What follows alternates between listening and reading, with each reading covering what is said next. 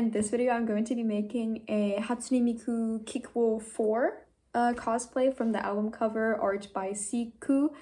And yeah, I don't know how to start this video, so let's just move on with...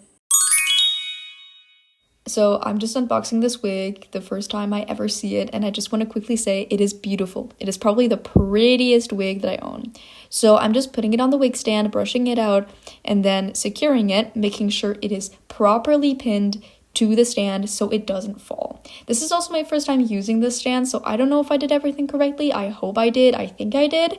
But yeah, then I unboxed the pigtails, making sure that I brush them out thoroughly because these are really long. They get up until below my knee when I wear the wig. So, you know, I just have to make sure that they're properly secured.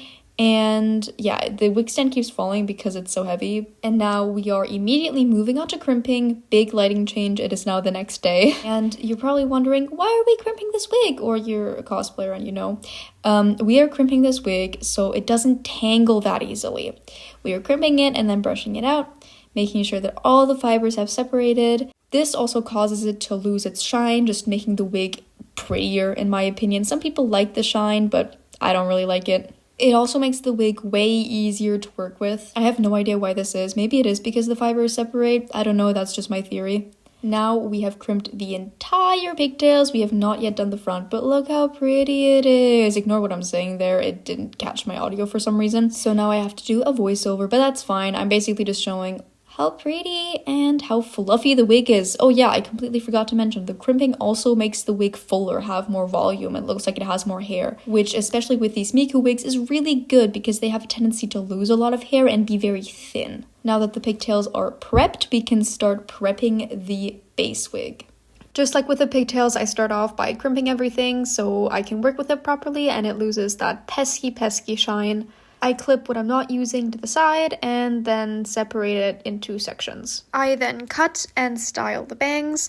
Now I cut and styled them way too long, so I kind of need to wash everything out and restyle it, but it's a bit too late since I have a cosplay competition that I'm going to at the end of the week and I don't have time to restyle everything. But yeah, I pinned everything in place and this is how it looks. Then I hairsprayed everything. And beautiful, and now it looks like this. For the side parts of the wig, I just crimp them again, and I do very minimal styling, including for the back of the wig, because that is none of my problem since I don't see it. And also, like I said, I'm kind of on a time crunch, but yeah, I might do it properly one day, but that day is not today. So yeah, like I said, I minimally style it, so I kind of just pin it to the side, pin it on top of the head, just like I did with the bangs, and then yippee! Oh, and this is how the back looks right now. This is how the finished wig turned out. I absolutely love it, and I hope you love it as much as I do.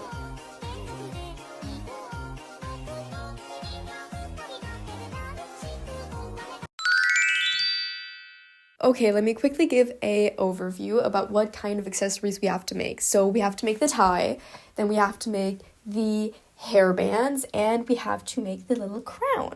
And let's not forget about the arm warmers, arguably the biggest accessory we have to make. Let's start with the tie. So I'm going to be using this basic black tie and gluing every single individual sequin onto it. Now this is taking forever, and as of recording this voiceover, I'm still not done with it. So I'm not going to bore you with a 10-hour time lapse, and I'm just moving on to the hairbands.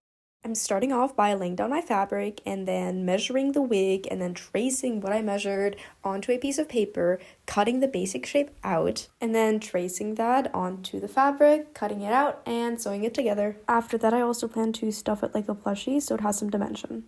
This is what the first finished hairpiece looks like. I also added glitter to the wig because I was bored. And oh my god, 3 months later, the second one is finished too.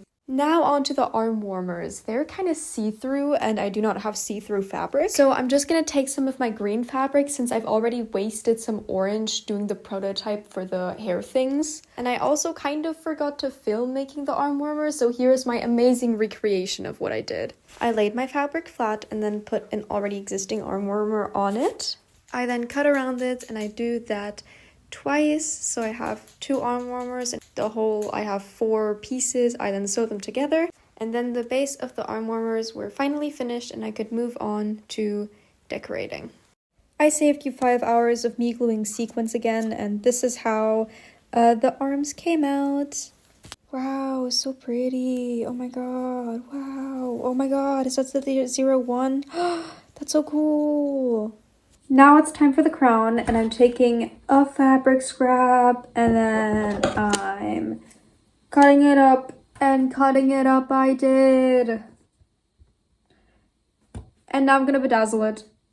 And bedazzling I did. This took me about 4 hours, but look how shiny it is.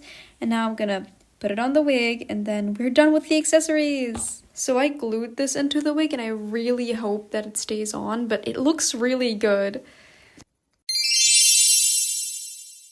For the shirt, I take an already existing Miku cosplay that I have, and I trace that onto my, is it green? I'm just gonna call it green fabric, and cutting it out.